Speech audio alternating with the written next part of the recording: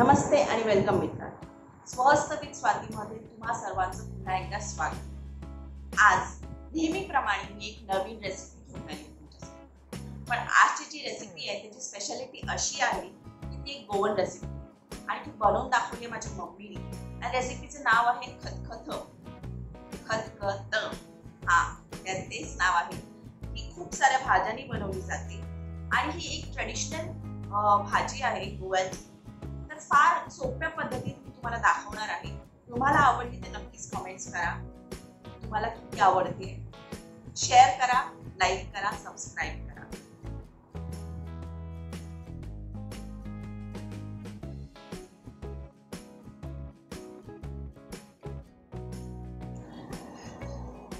आज आपण खतखत बनवणार आहे. त्याच्यासाठी घेतलेले साहित्य: आबोळी चणा किती आहे, साधारण 200 ग्रॅम आहे. 200 ग्रॅम फ्लावर, एक 100 ग्रॅम आहे. सुरण 100 ग्रॅम आहे. एक गाजर, दुधी भोपळा, एक केळं, माझ्याकडे भोपळा होता म्हणून मी भोपळा घेतलाय, आणि एक मक्याचं कणीस, एक टॅमॅटो.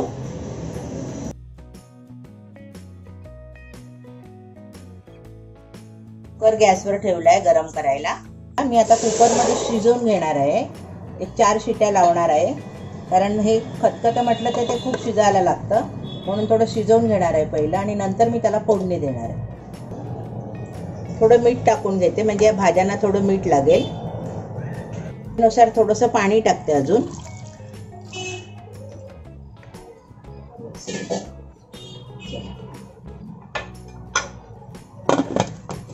गॅस चालू केलाय. चल,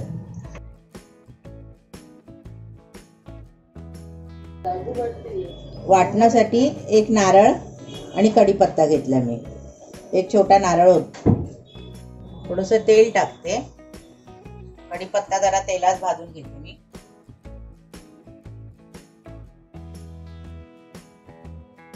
खोबरं परतून घ्यायचं जरा भाजून.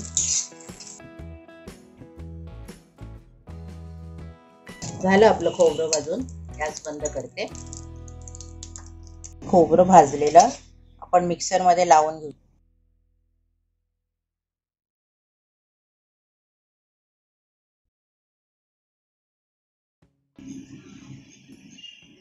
कढीपत्ता, खोबरं आणि थोडी कोथिंबीर टाकली.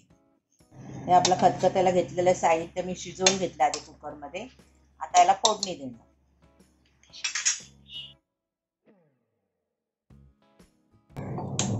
फोडणी देऊया. त्याच्यासाठी मी गॅस चालू केलाय. फोडणीसाठी तेल, घेतलं, राई फोडणीला टाकली,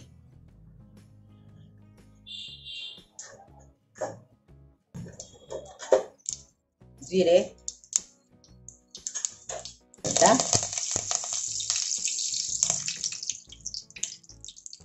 आणि थोडासा हिंग,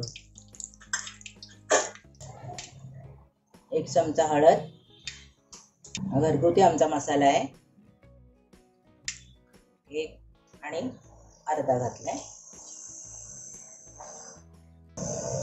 धना जिरा पावडर,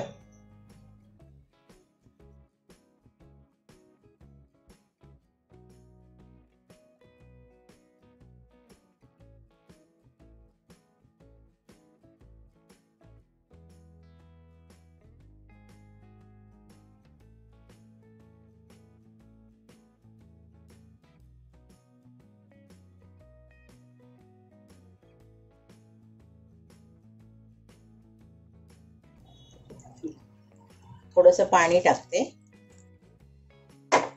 मसाला आपला शिजला पाहिजे.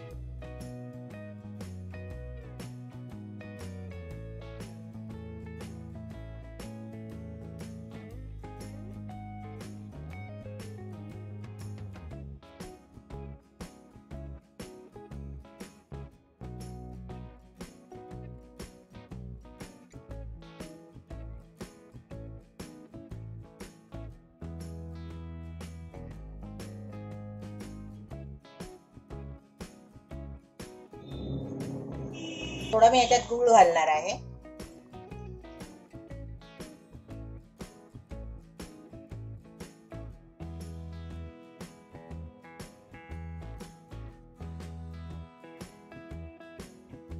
हे आहे.